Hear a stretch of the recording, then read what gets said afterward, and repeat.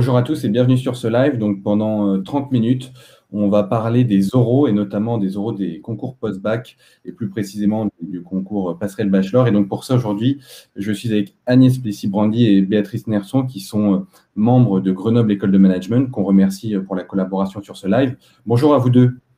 Bonsoir. Bonsoir Thibaut. Peut-être pour commencer, je vais laisser vous présenter dans un premier temps. Ok, alors donc je suis Béatrice Nerson, directrice adjointe des programmes à Grenoble École de Management et directrice du programme Grande École. Ça fait 25 ans que je travaille à GEM. C'est un réel plaisir tous les ans de découvrir nos nouveaux étudiants, nouvelles promos et de les accompagner jusqu'à leur insertion professionnelle. Voilà, pour ma part, Agnès Plessis-Brandy, moi je suis directrice du programme Bachelor Digital et Business Développement. Je suis dans l'enseignement supérieur depuis une vingtaine d'années et c'est également un immense plaisir ce soir d'échanger avec les étudiants qui vont venir passer leurs oraux sur le Bachelor. Merci en tout cas à vous deux et je remercie encore une fois Grenoble École de Management pour la collaboration sur ce live. Donc, le 11 mars, il y a eu la fin des vœux Parcoursup. Là, les lycéennes et lycéens ont jusqu'au 8 avril pour terminer leurs lettres et les dossiers Parcoursup. Mais ensuite, il va y avoir pour pas mal d'entre eux une phase de concours, d'oraux. Quels sont vos conseils, vous, pour se préparer dès maintenant et un peu, se mentaliser un peu aux oraux? Alors, la première étape, c'est d'aller compléter, comme vous le disiez, son dossier sur Parcoursup, de finaliser ses vœux et de prendre rendez-vous pour l'oral de Grenoble École de Management, pour le Bachelor Digital Business Strategy. Ça, c'est la première étape pour se préparer. Après, au niveau de l'entretien, qu'est-ce que tu attends de tes futurs étudiants, toi ? Bah, écoute, peut-être le premier conseil que l'on pourrait donner à tous, c'est bien évidemment de se préparer et de répéter, d'avoir l'occasion de faire des jeux de rôle avec des personnes autour de soi qui peuvent être des parents, qui peuvent être des amis des parents qui travaillent en entreprise. Il faut savoir que l'oral, c'est un exercice particulier qui a ses codes. C'est aussi un échange et c'est un exercice qu'on a peu l'occasion de pratiquer dans sa scolarité jusqu'au baccalauréat. Donc, c'est vraiment un conseil très important de dire prenez le temps de donner rendez-vous à quelques-unes de vos connaissances, demandez-leur une demi-heure de leur temps pour faire un entretien à blanc, pour tester la façon dont vous vous présentez, la façon dont vous parlez de vous, la façon dont vous parlez de vos passions, pour vous préparer à répondre aux questions les plus courantes que l'on peut rencontrer en entretien. C'est certain que c'est pas facile de vous dire quelles sont les questions qu'on vous posera, mais il faut arriver préparé. Alors, c'est pas facile, mais le meilleur moyen, c'est de pouvoir échanger avec quelqu'un qui a peut-être déjà fait passer les entretiens ou qui en a passé pour se présenter dans le cadre d'un stage ou pour trouver un petit job d'été. Donc, surtout, n'hésitez pas. Il faut vraiment savoir parler de soi, répondre aux questions qui ne seront jamais des questions embarrassantes, mais des questions pour vous connaître, pour savoir qui vous êtes, pourquoi vous êtes là, qu'est-ce qui vous motive, pourquoi vous voulez intégrer ce programme. Absolument. Peut-être, Thibaut, on peut rappeler qu'il y a quand même quelques grands types de questions auxquelles on peut d'ores et déjà se préparer quand on est dans cette phase de préparation des oraux. La première, en effet, c'est de savoir parler de soi. On a en général un temps d'introduction pour se présenter, ce qui veut dire que avoir à ce moment-là préparé la manière dont on allait introduire cette présentation avec les 2, 3, 4, 5 phrases que l'on a formulées auparavant pour parler de soi et pour parler de la raison pour laquelle nous sommes là aujourd'hui dans un exercice d'oral. Ça permet aussi d'être en confiance quand on arrive et puis ça permet ensuite d'enclencher la discussion. Oui, le pitch. est très important, c'est ça. C'est le pitch. Le pitch, c'est 2 minutes où vous allez pouvoir nous dire qui vous êtes très rapidement, et ce qui va permettre au jury ensuite d'aller creuser, d'aller poser des questions. Et en fait, ce pitch, c'est vous qui allez orienter l'entretien dès le départ, parce que au mieux vous parlerez de vous et de ce que vous avez fait, de ce que vous aimez faire, au plus le jury aura envie d'aller en savoir plus. Autre type de question, bien évidemment, c'est également les raisons pour lesquelles on a choisi, on a fait un vœu pour un programme bachelor et pour un programme bachelor avec certaines spécialités. En ce qui nous concerne, ce sera plutôt des spécialités sur le digital et le business development, donc les activités commerciales. Évidemment, tout jury vous demandera qu'est-ce qui vous motive, pourquoi avez-vous choisi ce programme. Et bien entendu, sur ces questions-là aussi, c'est important d'expliquer ce qui a motivé ce choix, ce qui ne veut pas dire évidemment que c'est un choix unique. On sait qu'en terminale, on est à un moment de l'orientation où on peut avoir, et où il est même assez naturel d'avoir plusieurs pistes devant soi. En tout cas, savoir pourquoi, pour chacune de ces pistes, on a été motivé pour faire un vœu et pour aller passer l'oral, ça me paraît être indispensable.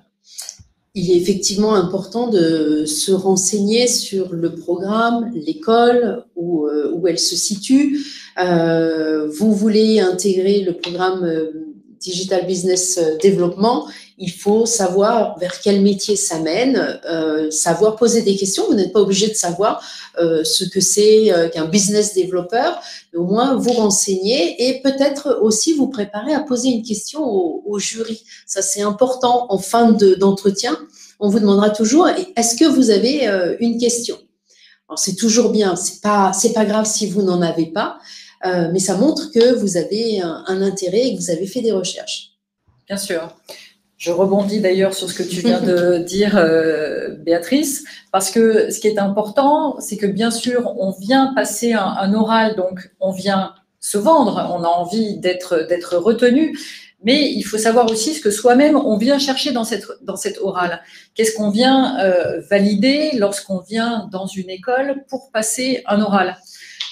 Et donc, je peux vous recommander de vous poser cette question parce que cette occasion d'échange avec le jury va vous permettre aussi, pour vous-même, d'aller à la pêche aux informations et au moment où vous aurez à confirmer vos choix, évidemment, d'avoir collecté pendant vos oraux des informations qui vous permettront de prendre vos bonnes décisions de choix pour l'année prochaine.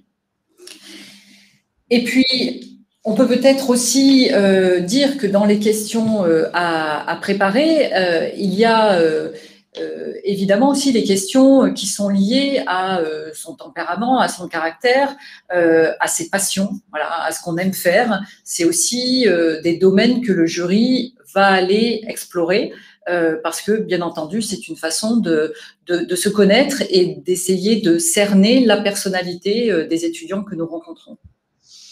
Merci à vous deux pour cette réponse détaillée. Nous, on fait énormément de questions de lycéennes et de lycéens qui nous disent, vous l'aviez dit tout à l'heure, Béatrice et Agnès, mais ils disent, voilà, on n'a jamais fait d'oraux. Là, en 2 mois, on va devoir faire des oraux qui vont déterminer notre école et potentiellement notre carrière. Et il y a le grand oral. Ils sont stressés. Certains n'ont pas papa et maman qui ont l'habitude de parler en public. Ou voilà. Qu'est-ce que vous dites à ces lycéennes et lycéens stressés par l'oral, de manière générale?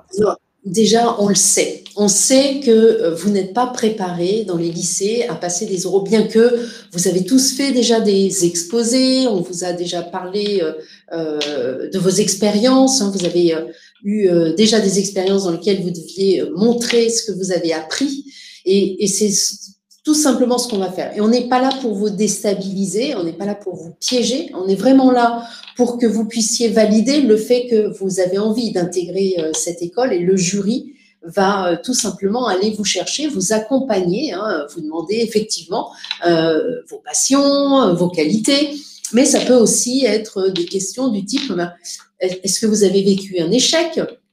Comment vous l'avez vécu? Qu'est-ce que ça vous a apporté? Vous m'avez parlé d'une expérience, d'un job d'été, que ça soit de la garde d'enfants, de la garde d'animaux, de compagnie. Comment vous avez appréhendé les choses? Comment vous avez trouvé ce petit job? Qu'est-ce que vous en retirez et qu'est-ce que vous avez découvert sur vous et sur l'environnement rencontré. Donc ça, c'est important. Et puis, les échecs, vous avez le droit d'avoir vécu un échec, que ça soit scolaire, personnel, dans le cadre d'une activité sportive, associative. Il faut que vous sachiez en parler. Il n'y a pas de honte à avoir un échec. Hein. Au contraire, l'échec fait aussi grandir. Donc ça, c'est important. Et surtout, le maître mot, hein, c'est qu'on n'est pas là pour vous déstabiliser. Nous savons qui nous avons en face de nous, hein, des bacheliers qui n'ont pas encore cette expérience. Et justement, la formation, elle va être là pour vous apprendre justement à construire votre profil et à vous présenter dans les entreprises pour trouver des stages. Donc, c'est pas l'objet hein, de l'entretien d'être super performant et de savoir exactement ce qu'on veut faire et où on veut aller, puisqu'après, c'est l'école qui va vous y amener. Absolument. En revanche, même si on a peu eu l'occasion de pratiquer, et même parfois pas du tout, ce genre d'exercice dans les études que l'on fait jusqu'au bac, avoir pris le temps dans la préparation, par exemple, de lister un certain nombre de projets qu'on a conduits par soi-même dans le cadre associatif, dans le cadre des sports, dans le cadre d'activités périscolaires, musique, artistique, sportive ou autres. Et donc d'avoir pris ce recul sur son parcours pour analyser ce que l'on a fait jusqu'à présent.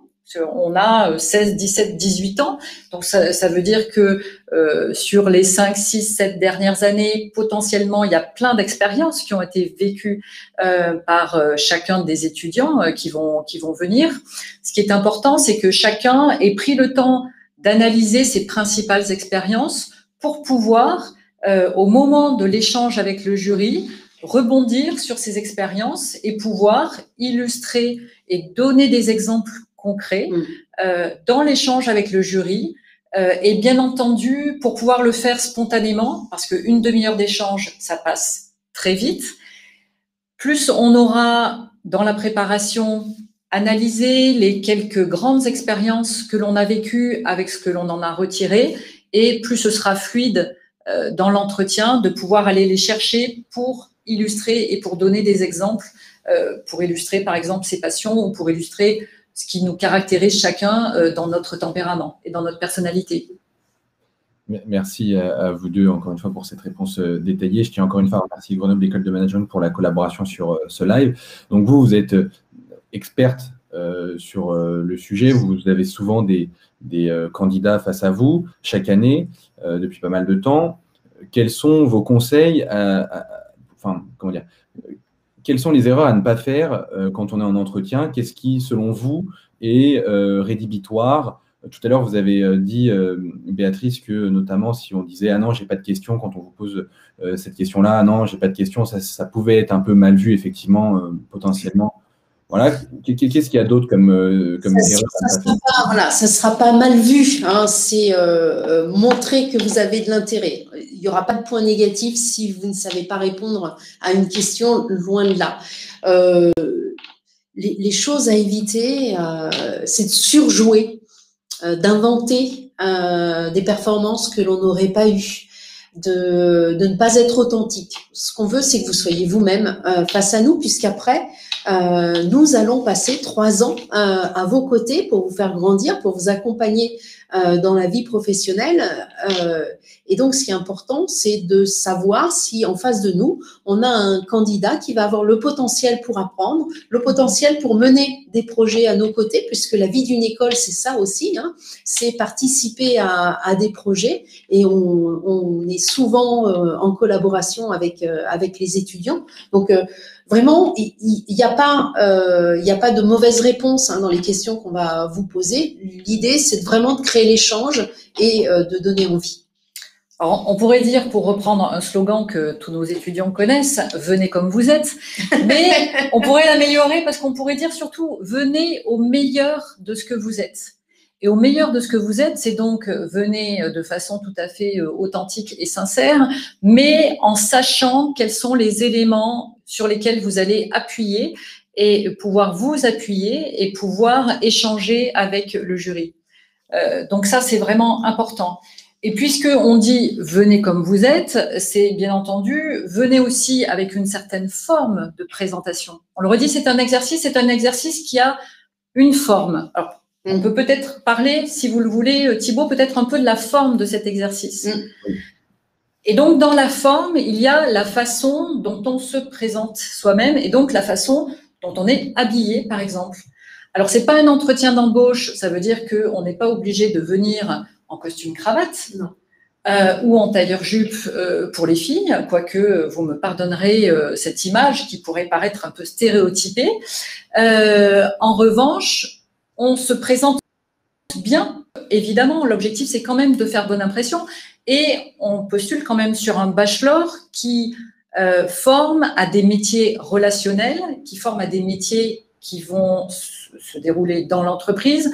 Donc, cette forme-là, elle est importante. Il faut montrer que même si on est bachelier et donc pas encore, évidemment, dans les études supérieures ou dans la vie professionnelle, en tout cas, on y est prêt et on a compris qu'à ce moment-là, se jouait quelque chose de spécifique et que donc, on est prêt à respecter cette forme-là. Et donc, voilà, premier conseil qu'on peut donner, en tout cas, c'est voilà, venez avec une présentation qui soit une présentation avenante. Venez avec une chemise, venez avec une veste si vous avez envie de mettre une veste. Vous pouvez venir en jean, c'est pas le problème, mais venez avec un look qui vous mette en valeur, en fait, dans lequel vous vous sentez bien, vous vous sentez à l'aise aussi. Ça, c'est important. Oui, parce que le costume cravate, c'est pas forcément évident. Hein, donc, voilà. Après, si vous avez envie de mettre le costume cravate, mettez-le. Voilà. On sera ravis aussi. Merci encore une fois à vous deux. Nous, on reçoit souvent des messages de lycéennes et de lycéens aussi sur le stress. Ça veut dire oui, essayer d'être le meilleur, enfin montrer le meilleur de soi-même, etc. Mais certains ont peur d'être tétanisés. Est-ce que vous avez des petits tips, voilà, ou est-ce que vous, je sais pas, à un moment donné, vous avez eu aussi des moments de stress? Comment vous avez fait et qu'est-ce que vous conseillez à ces lycéens, lycéennes qui peuvent perdre leurs moyens? Alors déjà, il y a effectivement de se concentrer avant de rentrer dans la salle, de vraiment s'isoler et de se dire bon bah je me concentre sur ce que je suis et je vais passer un bon moment, de bien respirer. Et puis, de toute façon, encore une fois, hein, le membre du jury qui va vous accueillir, il est là pour vous mettre en confiance. Donc, ça va être peut-être qu'il n'y arrivera pas, hein, parce que on le fera pas exprès en tout cas, mais surtout, c'est de bien respirer, de se détendre, de bien dormir la veille, de bien manger avant de venir et voilà, venir confiant. Vous allez arriver dans un environnement, les locaux de Grenoble sur Didot sont suffisamment accueillants, ouverts, lumineux pour que ça mette en confiance. Et c'est important aussi. Absolument. On peut dire que passer un oral, c'est un peu comme une compétition sportive. C'est un rendez-vous pour lequel on se prépare. Alors, on a préparé, on a parlé de la préparation qui est plus une préparation sur le contenu et sur l'échange, mais il y a aussi une préparation physique. Tu as raison, Béatrice, de le rappeler. Ça veut dire que pendant les 3-4 semaines qui nous séparent des oraux, il est important de bien dormir, même je dirais de dormir, de passer voilà, des nuits conséquentes, arriver reposé, d'arriver en forme, donc d'avoir une alimentation équilibrée. C'est exactement comme un sportif, il faut arriver au mieux de sa forme. Et la respiration, évidemment, quand on est en train d'attendre et que à ce moment-là, on le sait, le stress monte. Il y a une chose qui marche bien, c'est en effet de respirer, de faire des grandes respirations. Et au moment où on rentre dans la salle, on prend une grande inspiration et là, c'est exactement comme sauter dans une piscine. On y va et on essaye simplement de se laisser guider par d'abord le plaisir qu'on a à cette rencontre, le plaisir qu'on a à être là, même si c'est un moment stressant, évidemment.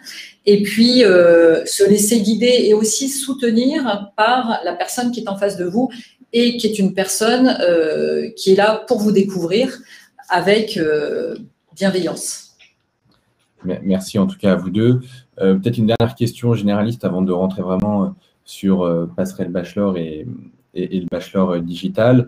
C'est, selon vous, à titre personnel, qu'est-ce qui peut faire la différence? Qu'est-ce que, voilà, on a déjà évoqué pas mal de choses, mais peut-être vous, voilà, je ne sais pas, qu'est-ce qui, selon vous, Agnès, Béatrice, va vraiment faire la différence ou peut faire en sorte que si on est un peu derrière, on repasse devant dans le classement parce que vous avez noté telle ou telle chose pendant l'entretien?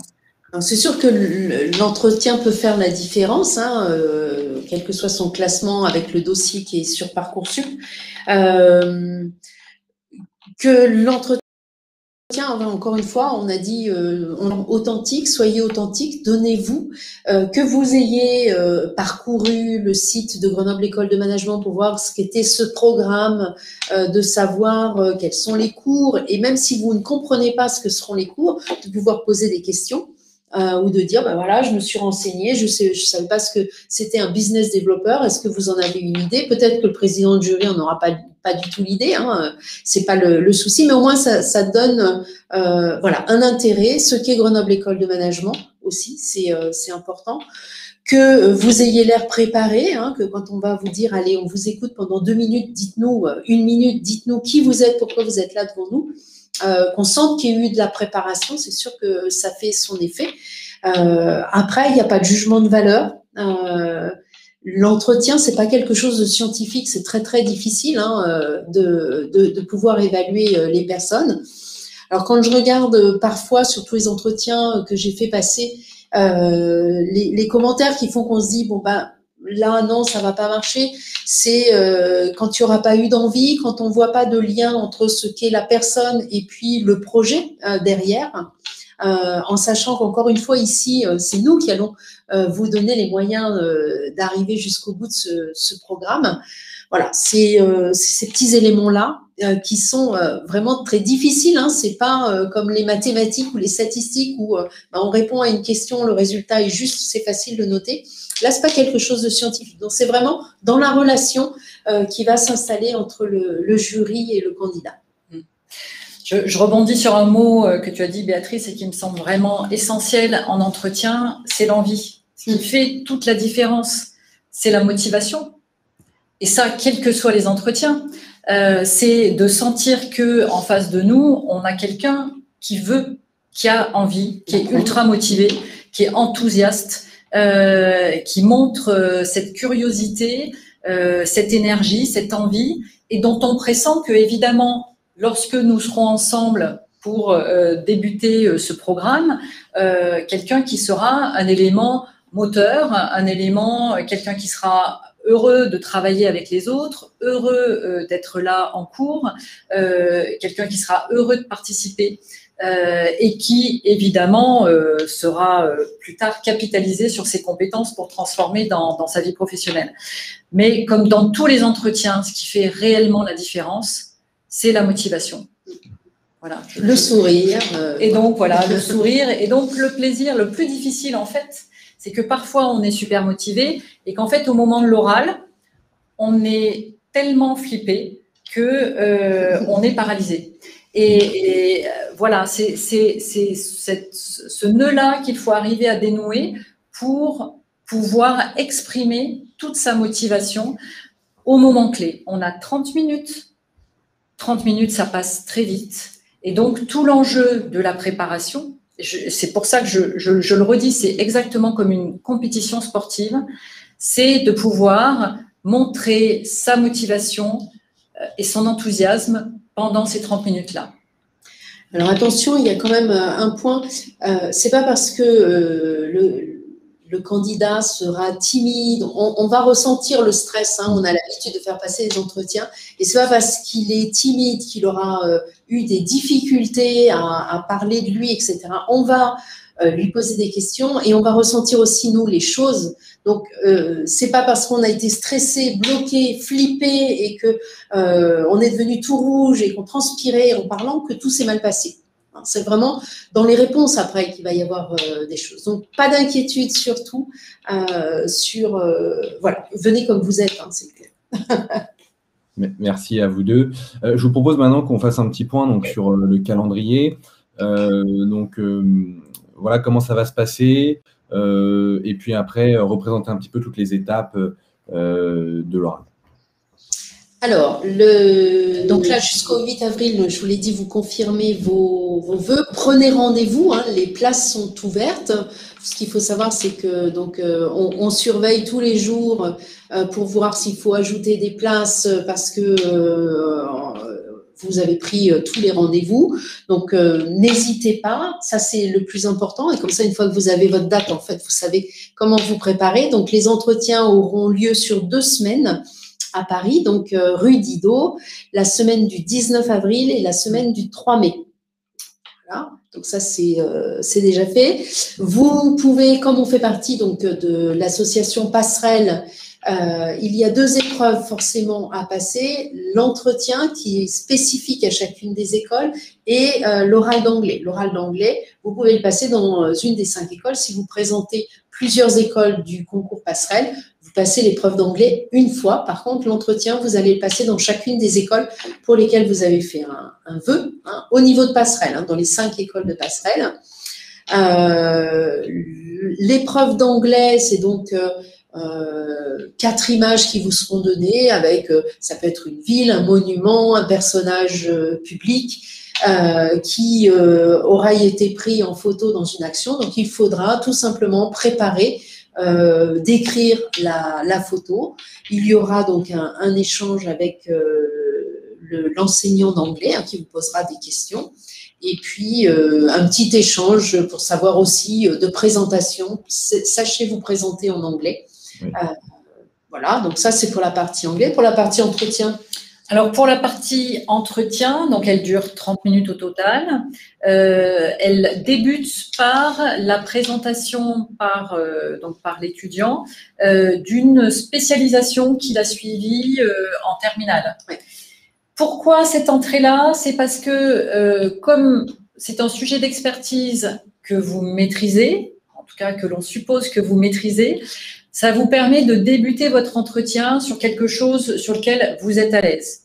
Donc là aussi, bien entendu, avant de venir, ayez déjà en tête de quelle spécialisation, de quelle option vous allez parler et ce que vous allez en dire pendant 5 minutes.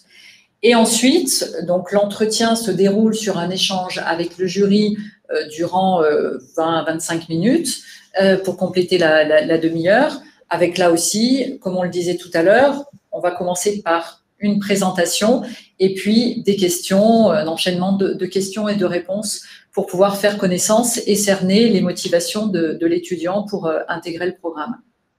Voilà pour les 2 épreuves. Très, très clair. Alors, on a Paul tout à l'heure qui nous a posé une question. C'est comment réussir son oral d'anglais. Alors là, c'est pareil, on sait que les niveaux sont assez différents entre les lycées, des lycées qui préparent plus ou moins bien. Il y en a qui ont un niveau assez faible, on ne va pas se mentir, à la fin de la terminale. Comment sauver les meubles, entre guillemets? Alors, comment sauver les meubles? Il faut se préparer effectivement à l'anglais. Même si vous n'avez pas un niveau très bon, vous pouvez commencer par regarder vos séries préférées sous-titrées anglais, les mettre en anglais, sous-titrées français. Enfin bref, commencez à vous acclimater et à entendre parler anglais plus souvent. Je vous l'ai dit, le sujet, ce sera des images de villes, de monuments, de personnages publics, que ça soit dans la sphère politique et économique. Donc, commencez à essayer de décrire une photo que vous avez pour pouvoir en parler. D'accord? C'est vous qui choisirez l'image, hein, il y en aura 4, c'est vous qui la choisirez. Voilà. Et puis aussi, en anglais, sachez vous présenter, dire ce que vous aimez, qui vous êtes, depuis quand vous avez appris l'anglais, ce que vous aimez, ce que vous n'aimez pas. C'est aussi une préparation. Donc, ça veut dire que c'est quelque chose que on peut évidemment, en phase de préparation, écrire et puis s'entraîner, même avec son téléphone, hein, se filmer pour s'entraîner à avoir une expression qui soit la plus fluide possible en anglais, si possible avec un accent qui soit le meilleur possible. En tout cas, on peut répéter ce pitch-là en anglais pour, au moment de la présentation, dans l'oral, être le plus confiant possible. Voilà, sachez décrire l'image, ce qu'est cette personne, ce qu'elle regarde, pourquoi elle lève la main, pourquoi elle sourit ou pourquoi elle ne sourit pas, ce à quoi elle vous fait penser, même si c'est quelqu'un que vous ne connaissez pas, vous pouvez décrire la personne. Très bien. Donc, 2 choses à noter, c'est peut-être pour Paul, donc bosser bien le vocabulaire de la description et savoir se présenter effectivement. Je pense que déjà, même si on a un niveau très moyen en anglais, si on arrive avec quelques mots comme ça, on sera… Oui. Et puis l'enseignant d'anglais qui évalue est vraiment là pour évaluer votre niveau, pas encore une fois pour vous mettre en difficulté.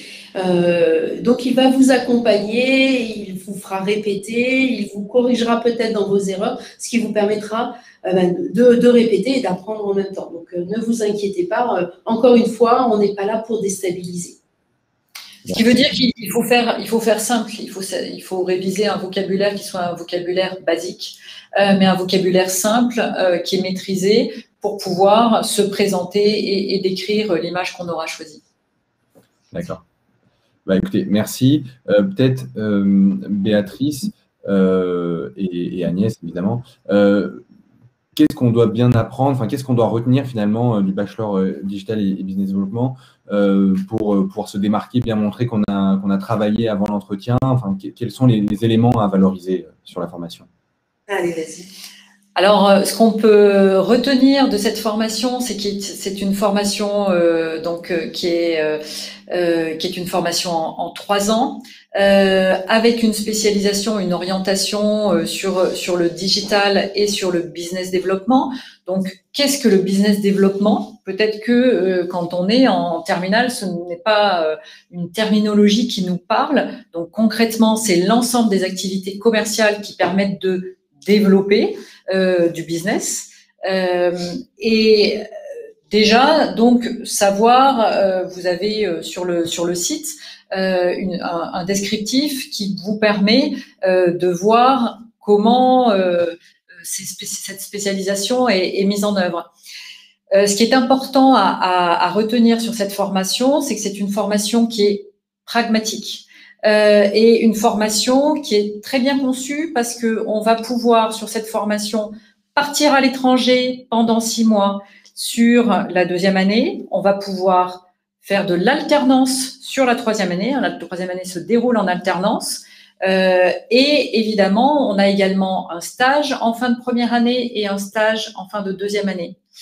Donc, c'est un bachelor qui est extrêmement orienté sur l'expérience professionnelle et la 1re année, on va travailler évidemment avec des business cases, avec des partenaires entreprises. Donc, c'est une pédagogie qui est la pédagogie de GEM, qui est une pédagogie innovante. On va travailler aussi avec des serious games et on va être en lien. On va avoir cette expérience professionnelle très forte qui est aussi l'une des caractéristiques du bachelor digital de GEM. Merci. Je pense aussi que l'on peut dire, Béatrice, que c'est le seul bachelor qui propose à la fois un semestre à l'international et également une expérience en alternance avec 2 stages. Voilà, donc c'est un axe qui est extrêmement marqué. Oui, et puis comme c'est un nouveau programme, c'est bien, c'est une culture de pionnier de pouvoir développer, de s'appuyer sur le côté travail ensemble avec les enseignants pour démarrer ce programme qui est effectivement basé sur le côté pratique. On va travailler sur des cas d'entreprise. On va avoir donc toutes les compétences pour développer son projet professionnel et bien se présenter en entreprise. Puisque dès le démarrage, il faut être en entreprise. Donc, il y a un séminaire d'intégration qui va le permettre à la promotion de se connaître, mais aussi de déjà appréhender le milieu professionnel. Voilà, et puis comme vous le savez, à GEM, on est très très attaché et très orienté sur le management de la technologie et de l'innovation. C'est vraiment la marque de fabrique de GEM.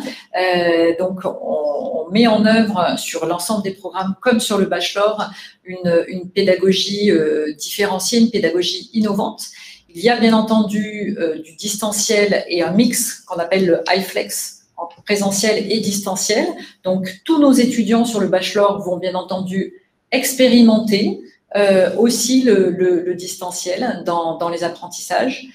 Et puis, vous le savez aussi, l'école est extrêmement attentive et c'est au cœur de sa stratégie de préparer l'ensemble des étudiants à leur impact sur la société environnementale. Et donc, dans le bachelor, nous aurons aussi, et Dieu sait si c'est parlant lorsqu'on parle de numérique, une sensibilisation sur l'impact environnemental du numérique. Merci à vous deux. On avait reçu une question de Thomas qui nous disait qu'est-ce qu'on peut dire sur notre spécialité au lycée. Donc, c'est vrai, par exemple, si on a fait maths physique, ce qui n'est pas forcément en lien direct avec le business, ce bachelor.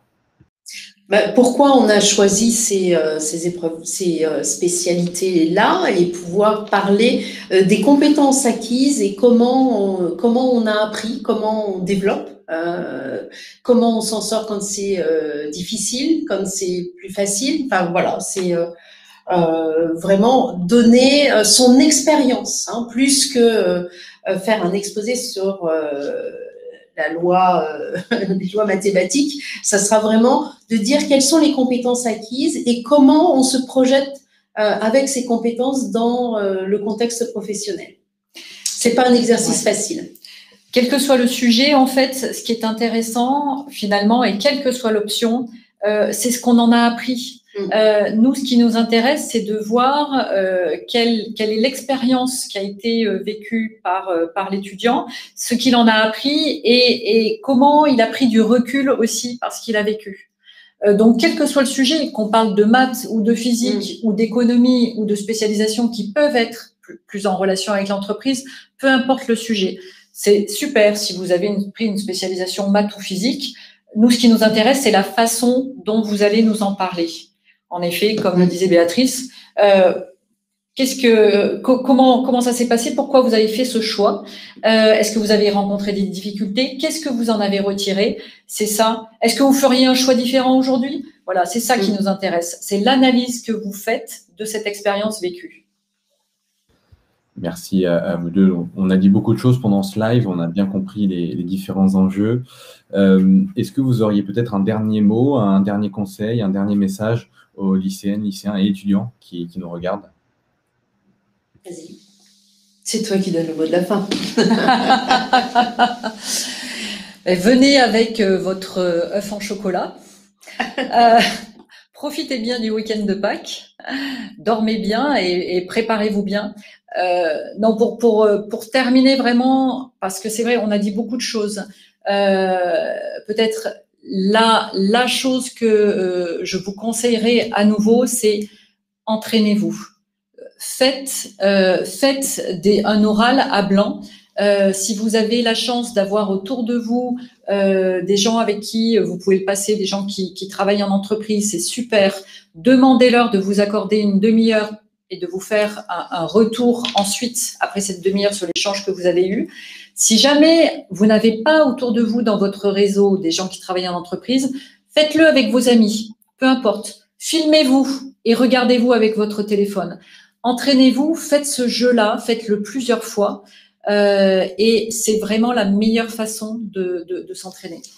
un autre conseil, parce que on vous a dit, entraînez-vous, faites un oral blanc, mais vous pouvez aussi vous entraîner à poser des questions aux personnes et à voir comment ils répondent. Ça, c'est un exercice qui peut aussi vous apporter beaucoup sur vous et se dire, ah ben oui, mais moi j'aurais répondu comme ci ou j'aurais répondu comme ça. Donc ça va vous permettre de vous donner aussi beaucoup d'idées sur la façon dont les personnes vont se présenter. Hein. Donc prenez vos rendez-vous pour les épreuves orales et vous allez rejoindre une équipe dynamique dans des locaux fabuleux, avec des expériences vraiment extraordinaires. Absolument. Merci en tout cas à vous deux. Peut-être pour les dernières questions, alors il y a Thomas qui nous demandait juste là, combien de temps durait l'oral d'anglais? 20 minutes, effectivement, bonne question, je ne l'ai pas dit. 20 minutes. Alors, ce qu'on peut conseiller peut-être à celles et ceux qui nous regardent, c'est peut-être d'aller sur le site ou de rejoindre les réseaux sociaux de Grenoble École de Management. Oui, les Grenoble EM et puis surtout sur Passerelle, vous avez encore beaucoup d'outils pour vous entraîner. Il y a toutes les informations sur effectivement les oraux, qu'est-ce qu'il faut préparer. Donc voilà, allez sur les réseaux sociaux, suivez-nous sur les réseaux sociaux, hein, que ce soit c'est Grenoble EM, Grenoble_EM, et vous avez des comptes sur Instagram, sur Twitter, sur Facebook, et vous pourrez nous retrouver donc sur toutes ces pages. Merci en tout cas pour cette réponse. Alors il y a Thomas qui nous repose une dernière question. Il nous dit l'interview et l'oral d'anglais se passent en même temps? Non, vous aurez 2 épreuves. L'entretien de motivation et l'oral d'anglais. Donc, ce qui veut dire que vous venez pour une demi-journée sur le campus de Paris, rue Didot, et dans cette demi-journée-là, au moment où vous arrivez le matin, on vous donne un horaire de passage pour l'anglais et un horaire de passage pour l'entretien. Et puis, entre les deux, on vous réserve quelques moments de surprise, mais ça, c'est le teasing, je ne vous en dis pas plus. Et il faut venir pour découvrir. Et surtout, les oraux sont en présentiel. On ne parlera pas aux écrans cette fois-ci. Ouais. En revanche, on se parlera avec un masque. Voilà. En tout cas, c'est la bonne nouvelle. Les oraux en présentiel, ça permet vraiment de mettre un pas dans l'école et ça change vraiment la donne parce que ceux qui ont fait l'année dernière des oraux en distanciel, je pense que c'était un peu compliqué de se projeter. Bien sûr. C'est difficile. Ça permet, c'est extrêmement important parce que c'est ce qui permet de découvrir son futur environnement de travail et ça fait vraiment toute la différence. Vous allez sentir aussi l'ambiance, l'accueil de l'équipe, c'est extrêmement important. Ce sont vraiment des éléments qui sont absolument décisifs. Il faut venir voir par soi-même sur place pour pouvoir faire un choix qui est pertinent. Merci.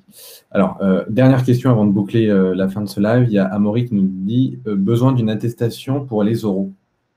Alors, quand vous allez prendre rendez-vous, vous recevez une confirmation de votre date sur l'application passerelle-esc.com, dans ces passerelles bachelor d'ailleurs. Et vous allez recevoir une confirmation. Donc, vous utilisez cette confirmation et vous remplissez sur l'application Tous Anti-Covid que vous allez passer donc des examens. Voilà, c'est dans l'enseignement. Donc, pour ça, vous avez le droit de vous déplacer. Tout à fait. Oui, Agnès, vous vouliez rajouter quelque chose? Non, c'était simplement pour dire qu'en effet, le passage des examens a été l'une des raisons permettant de se déplacer. Merci en tout cas à vous deux pour ce live très intéressant. C'était vraiment un bon moment pour faire un point et sur les oraux et sur l'organisation de Passerelle Bachelor et avoir tous vos conseils. Donc, merci à vous deux. Merci aussi à Grenoble École de Management. Et puis, je vous dis à très vite sur Totis. À bientôt. Merci à tous. À très bientôt. Au revoir et bon courage à tous. Et bon courage pour votre préparation. À très vite et bon courage.